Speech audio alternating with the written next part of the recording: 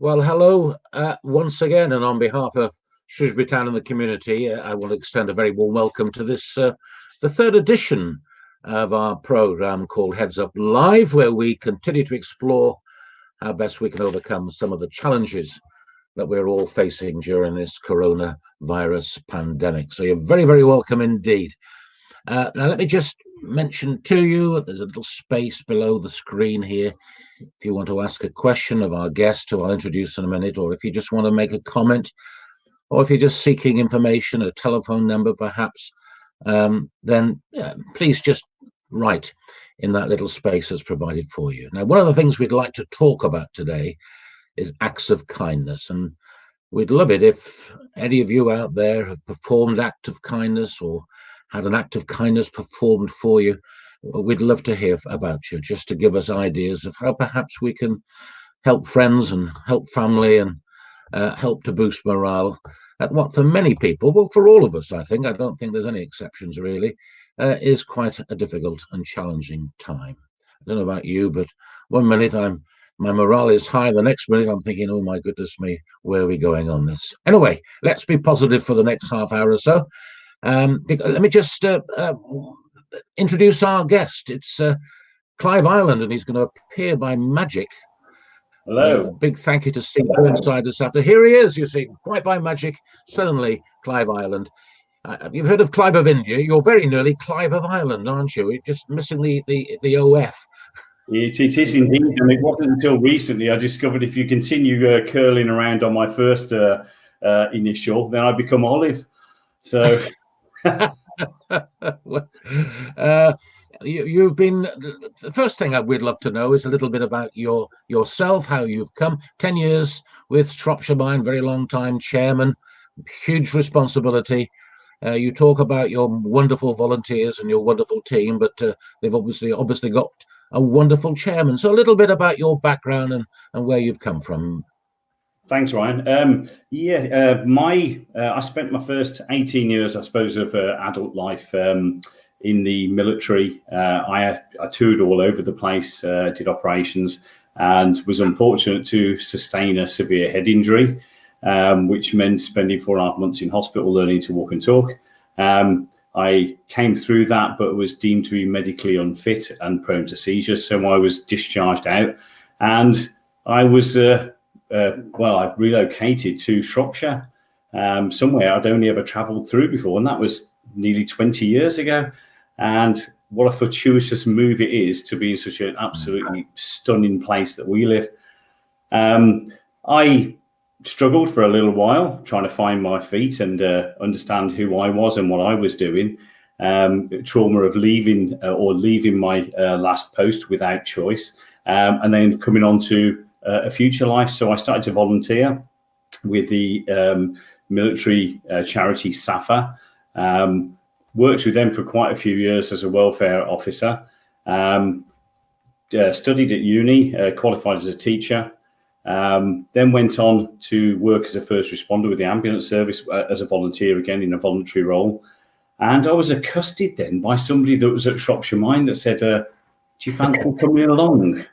And that was a 10-year ago history. Yeah, you found difficulty saying no, obviously. Yeah, and what's really ironic, I tell everybody, in order to look after our well-being and our welfare, you must learn sometimes to say no. It's an art I've never mastered myself. Yeah. So yes, I try. Yes. Has the current lockdown in any way? Nobody's wanted this. Nobody's asked for this. But it was interesting that one of our senior footballers was on a couple of weeks ago now, and he said that despite everything and despite how bad everything is, the lockdown, the opportunity to slow down a little bit has helped him and his wife to sort of reassess what actually is important in life. And I wonder whether, and to a degree, I know where he's coming from because I feel a little bit like that myself. What about yourself? Yeah, I think there's huge change that's come. I mean, COVID, as we know, it is absolutely awful. We're coming through this, but it's the opportunities that also come. And humans are very, very good at grabbing those opportunities and changing. So for me, my own business has come to literally a standstill. I run a training business. to nursing homes, care homes, and hospitals. So I've really gone into full time in my voluntary role as the chair at Shropshire Mind, and I hadn't even heard of Zoom. Zoom in March was a non-existent entity, and now I think I'm Zoom-tastic. All these things keep popping up, and we seem to be doing stuff that I would never have dreamed, or I'd have gone never. It seems to have really revolutionised the way we do things, and we start to communicate effectively without transitioning or going out of the home. However, what I would say is I've painted every bit of garden furniture at the same time as well. Yes, the number of people who've decorated and done that, the gardens have never looked any better. And thank goodness, I suppose, as well, the weather, for my part, the weather certainly helped me. The fact it's pleasant weather and you can get out of it, I should think that's been quite important for many people who might otherwise be suffering even more. Yeah, and if we've got a garden, it's absolutely lovely. It's slightly different, obviously, if you don't have that, but it's about having that perspective and getting ourselves to those open spaces that we can at this point.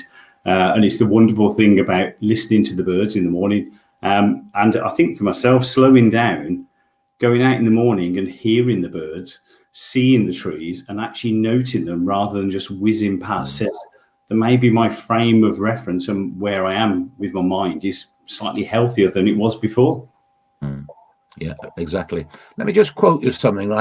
I've been going through your excellent website, by the way. Very informative, very easy to maneuver. So well done to whoever is running your website. But let me just mention this. This was something I think I picked up. It might not have been on your website, but deteriorating job prospects, social isolation, and relationship breakdown may slowly be taking their toll on people's mental and physical health. Now, let me just tell you, that was written back in 2019. Oh. This was before the pandemic. It was before we'd heard about Wuhan in China. And I'm just thinking, since then, of course, in Shrewsbury, and I live in the centre of Shrewsbury, I saw it for myself, we've had the most dreadful flooding, which has sort of added to the burden. And now we've got this shutdown of our businesses. What sort of a toll is all of this taking, do you think, on people, on people's minds and people's mental health generally? I think one of the prime things that we've seen is anxiety's risen to the point that even those that aren't struggling, everybody's anxiety is just at a slightly heightened level, is what we're seeing across the board. We were the same. We were on the flood groups with the local authority. So we were meeting with them, looking at how we responded. And it suddenly went from being the flood group to COVID group. I don't think there was a transition or a time to actually, we hadn't finished clearing up or supporting people effectively from the flood. I mean, that just seems so distant, but for those affected, it is absolutely current and it is still there as part of their emotions as well. Yeah. And we're down by the Abbey as well. We were very fortunate when the flooding happened. It didn't get down to the other side of the Abbey, but it certainly cut off transition. A lot of our workers couldn't get into work as well. Yeah. Rory O'Connor, Professor of Health Psychology at Glasgow. I don't often do this, but it just happened to be something I came across. It seemed so relevant. He said increased social isolation, loneliness, health anxiety, stress, and an economic downturn are a perfect storm to harm people's mental health.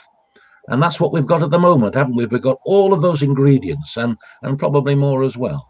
We have. What I would say is, I mean, we sit on about, we're very fortunate that we're included by Shropshire Council onto, I think, 4 different COVID groups where we're meeting on a weekly basis. And some of the things that are moving forward, things that we would have put as projects to support the public would have taken months, if not years, are coming together in days, if not weeks. Absolutely. So there are some, we're running wellbeing Zoom sessions free to the public 3 times a week. We've got things that we are delivering out to the community. So there are some real healthy strategies. So we know that storm is there, but it's how we can get in there and support really proactively early point to avert the real downside that we know potentially could arrive. I would, sorry, you're going to come in there. Were you going to say something? Sorry. No, sorry. One of the positives, I suppose, and we've seen this very much with the involvement of our sports people, our footballers, for example. I don't think mental health issues has quite got the taboo about it, the stigma attached to it that it once did. And I would think probably in your years involved in mental health, you've probably seen a significant change. Yeah, we are seeing a lowering. What's been very ironic for us, we thought that some of the youngsters or the younger people coming through would have been far further along the line with acceptance. And actually, we do see a lot of stigma with their own peers, which is something we're trying to work very closely with. But when we start to look at set groups, I'm doing some Zoom sessions currently for Shrewsbury and Telford Hospital. It's knowing the staff there, and it's not that the stigma. Sometimes some people don't think they deserve the support at that stage and they're not bad enough, but actually support should come at the earliest possible opportunity. Let's grab it. Let's stop things escalating, because there are some wonderful services out there that can really bring us to where we should be. And how busy are you at the moment?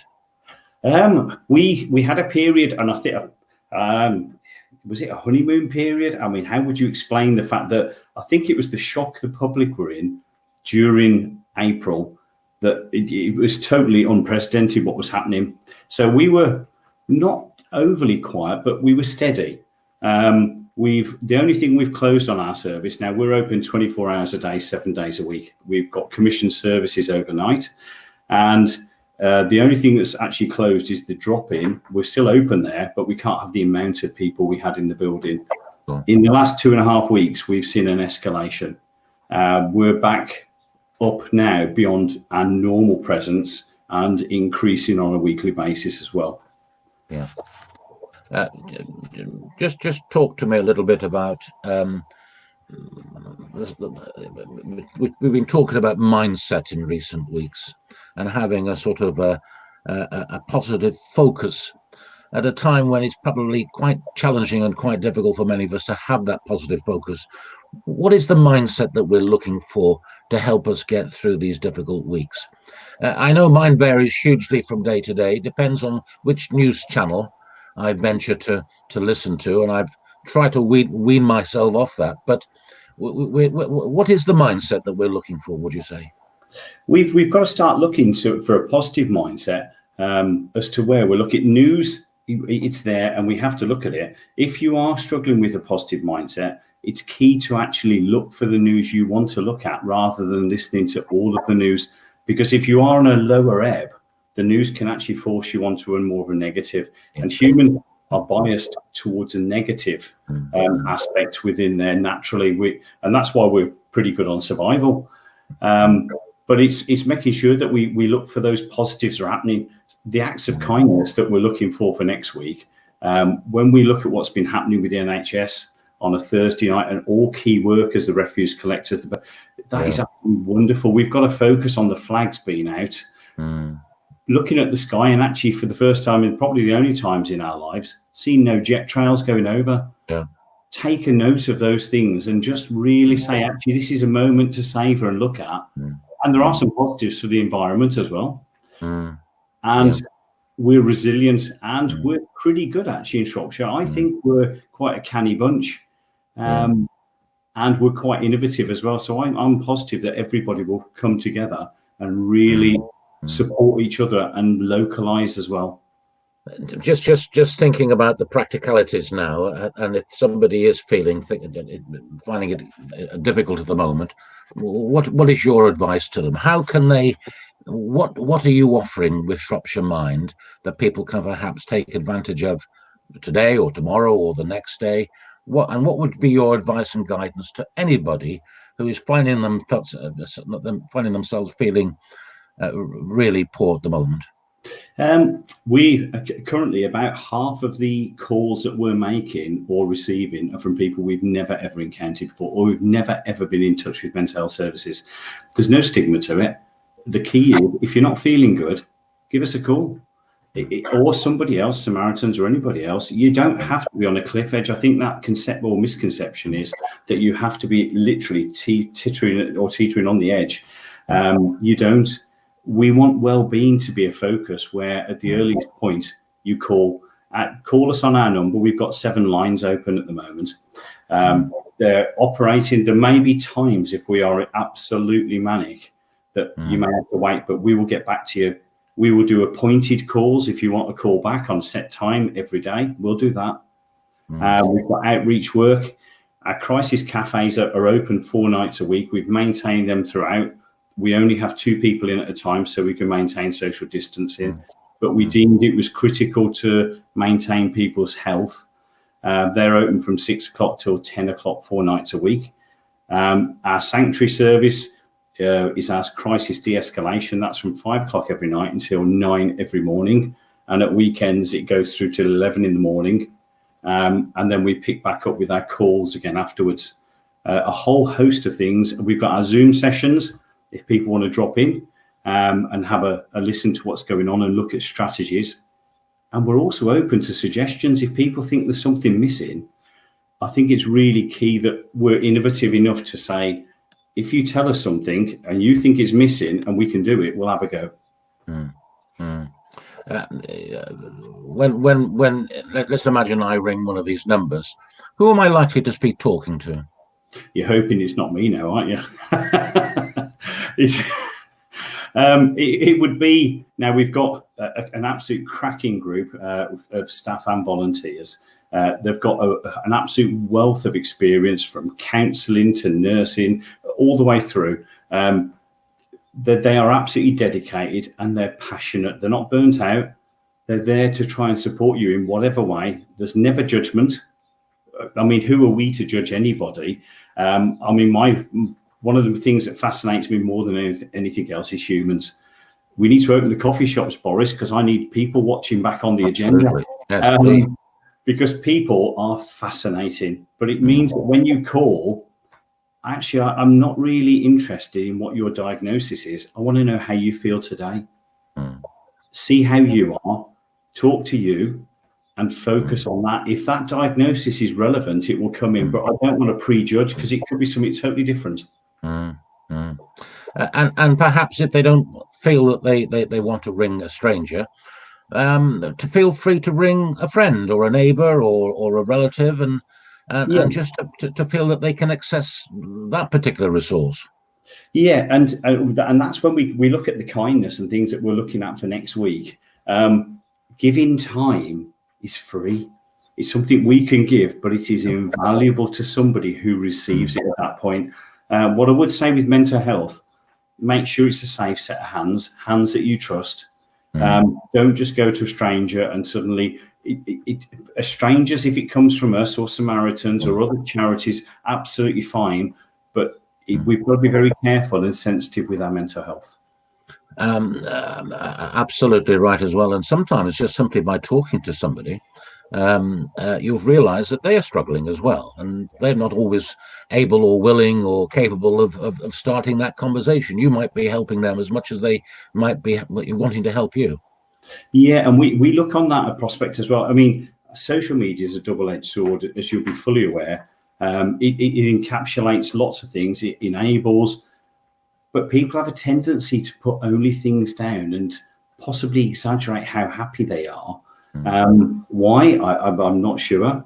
But when you're feeling on a low ebb and you look at all your friends and having a marvelous life, it's actually not a real picture. We don't all have moods are normally up and down. That's part of being a human being.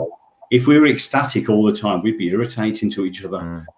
So, we all go on that roller coaster, and sometimes social media can give a false reinforcement and make me feel it's just me, and it's not. We're all in this.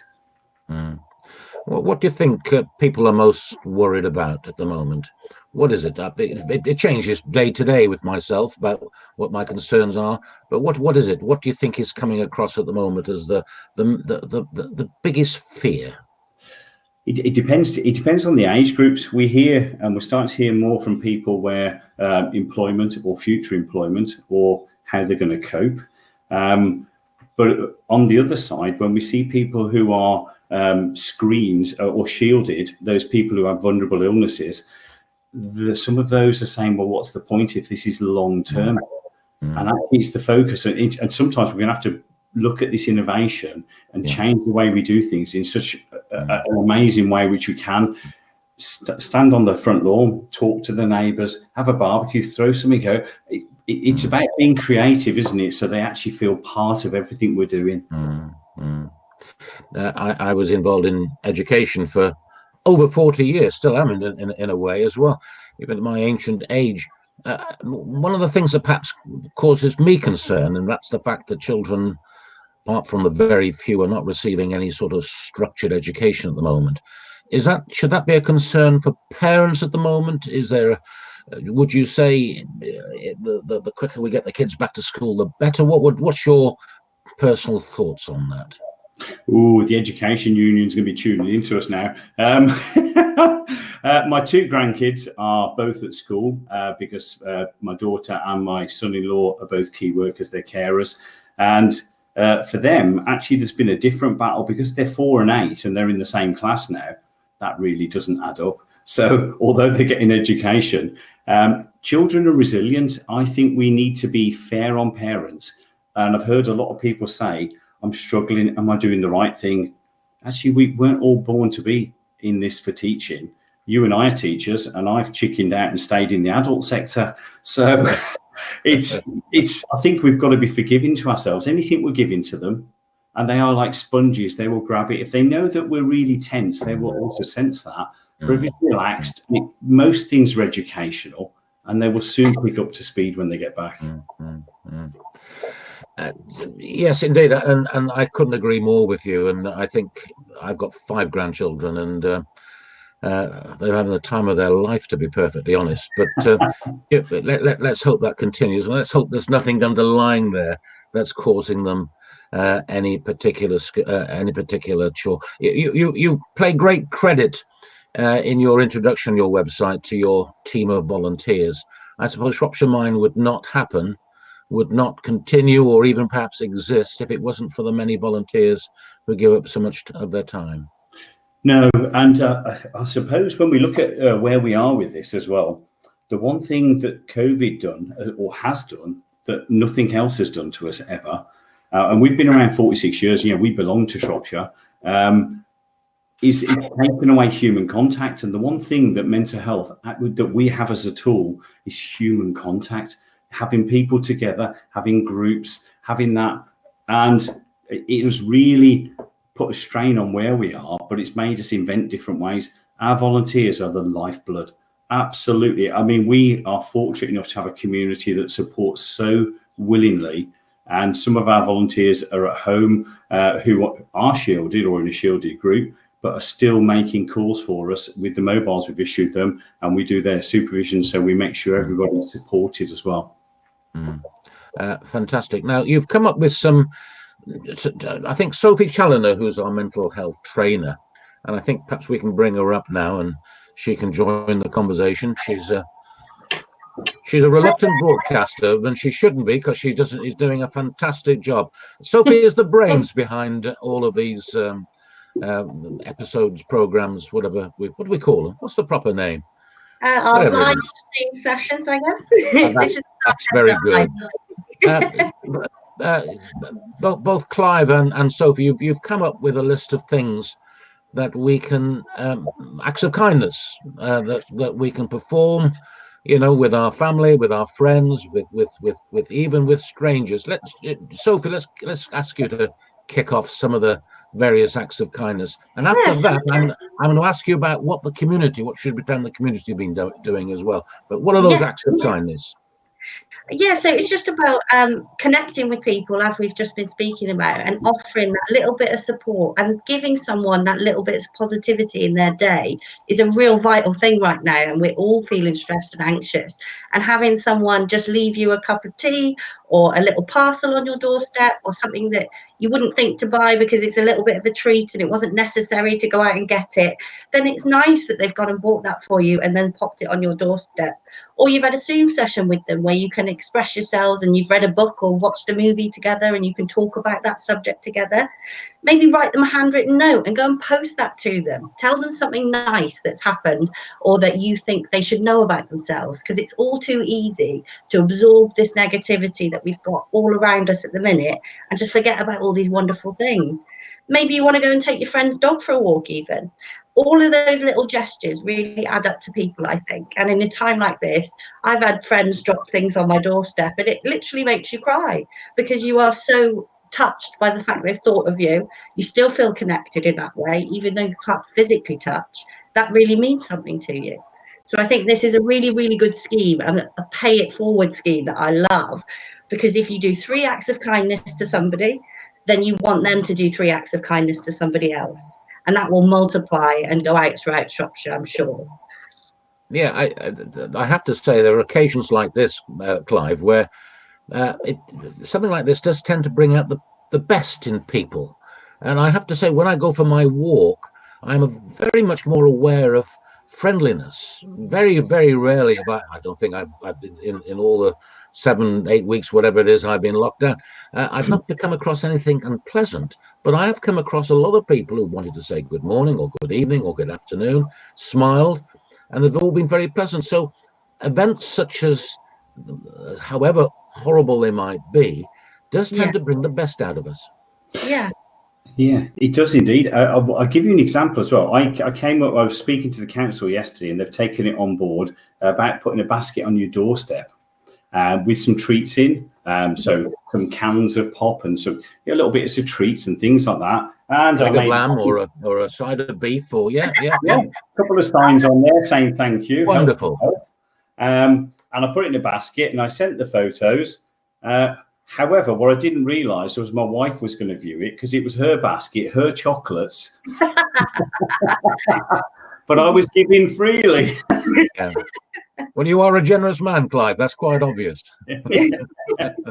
Obviously, it should have been my treats that were in there. And the council have taken it on board, and they're going to do a wall of kindness. I think it comes from one of the movies, and I can't think what it is. The flicks that are on that they do the wall of pictures. So they've asked everyone to do this, to put them outside. So and a little note on there saying to the postie, to the refuse collector, the delivery, help yourself. Yeah. Thank you. How lovely is that? Just to say something wonderful and thank you. It just makes me glow. Yeah. And maybe get to know a neighbour that you never even gave a look at before. Let's open our eyes a little bit to what's actually on our doorsteps, because we're not rushing around doing everything that we think we need to be doing right now. And take those moments to go out and exercise and walk at a distance from somebody and say hello. Yeah. I think all of these little acts will really add up for everybody and really, touch us all in the right positive ways. Shrewsbury Town and the community are looking to do exactly that, and to be sending out some care packages next week. We've been ringing all of our wonderful fans and supporters, making sure and checking in with them, especially the older generation, making sure they're not feeling too isolated, they don't have family or friends around, so that we can offer them things like our acts of kindness. We're going to pop out and go and give them these packages, whether that be the Tuffins have given us lots of bags for life that we've got, and food parcels. We've got exercise resistant bands and things like that going out to people, so that they can take part in some of the sessions that we're doing online and keep each other fit and healthy throughout this time. We've got seeds and plants that people are going to be growing and sharing in their households, so maybe bringing something to life in that way will give someone a nice smile. Some youth engagement stuff is in there as well, along with some shoesability, active aging, and a technology package. So that if people don't have access to the internet or to an iPad or a smartphone in any way, we can go out and we can give them the iPad with the apps on there, so they're able to then connect with family and friends, which will be great. Fantastic. It sounds wonderful, and well done to Shrewsbury Town and the community. We are trying to do our bit, aren't we, Sophie? We are indeed. We're all working quite hard. Yeah. Exactly. Last word with you. Well, probably you and I won't get the last word. It'll be Sophie will get the last word. But your your final reflection. If there's somebody at this very moment, perhaps if they're on their own, or if you're aware of somebody on their own, what would be your sort of final advice and guidance to them? give us a call, 01743 368 647. Go onto our website. We're there. It's a friendly voice. You will never get a tired voice. We're there to support. We are not just working alone. We can't do this without key partners yourselves. I mean, you are absolutely the hub of the community when we start to look at this. We work with other charities. If we're not the charity that can answer or the service, we will signpost, we will support. And what we will do is make sure you get the support at the time you need it, which is absolutely the critical point for us. And we can't do that without partners such as yourself. So it's a huge thank you from us to you. We've partnered with you for many years, and it has been such a, fantastic partnership for us. Yeah, Clive, I have to. Yeah, sorry, go on, Sophie. Go on. No, I was just going to say we're so grateful to have the link with Shropshire Mind, because I think that we do work very compatibly together, and the support that you offer is just absolutely outstanding, and it really helps people across the board. I would say you didn't support me though when you beat Aston Villa. Because I'm a Villa fan and a Shrewsbury fan, so and I need some support then. Can I say we do draw the line at certain points at Shrewsbury. After this talk, Ryan, what we'll do is we'll have acts of kindness that people can access and just get some ideas from, and we'd love you to start hashtagging and trending and showing us some of your acts of kindness and sending them in, because we'd love to showcase them as well. Fabulous. And a big thank you to you, Clive, for joining us and giving up your time. I've heard of Shropshire Mind. It didn't come as a complete surprise to me. I've heard of it, but until this afternoon, I didn't, well, perhaps this morning as well, when I was reading up a few things, I really wasn't aware of the fantastic work you're doing. There may be somebody listening who might think, I'd like to volunteer, I might make a contribution. Is that possible? Absolutely. We're always looking for, everybody's got a role in this. We've got some, and again, with the innovation, there are peer support services we're looking to set up as we start to progress further into this year. And the more we can get people out, we would like to get a hub of peer supporters in every community and every parish. So actually, there's some wonderful things that absolutely come forward. We will, anybody out there, doesn't matter how little you can give, we would absolutely welcome you aboard. Fantastic. Final word, Sophie? Yeah, I think that's wonderful that we've had an insight into what amazing work that you guys do, and I really hope that people do reach out if they do need that little bit of support. If it's not with your family and friends, then do reach out to this phone line, because you are there to help, and I think it's amazing. So thank you. Thank you.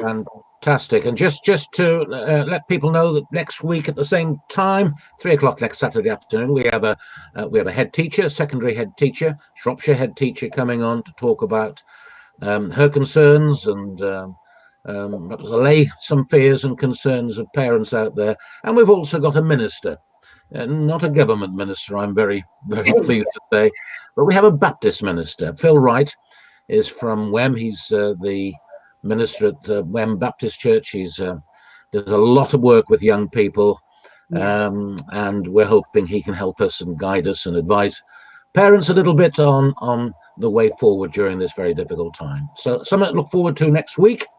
Clive, I hope you'll be able to listen and see me making a fool of myself again. But once again, a big thank you to Shropshire Mind and to you, their chairman, and good luck to you in the future. And thank you once again to Sophie, and we'll say thank you to Steve as well. He's been looking after the ICT side of things back in the studio. So a big thank you to him as well. So, ladies and gentlemen, that's it for this afternoon. Thank you for joining us. And it's a goodbye from me. It's a goodbye from Sophie. A goodbye from Clive. And it's see you next week. Bye-bye for now. Thank you. Bye. Bye.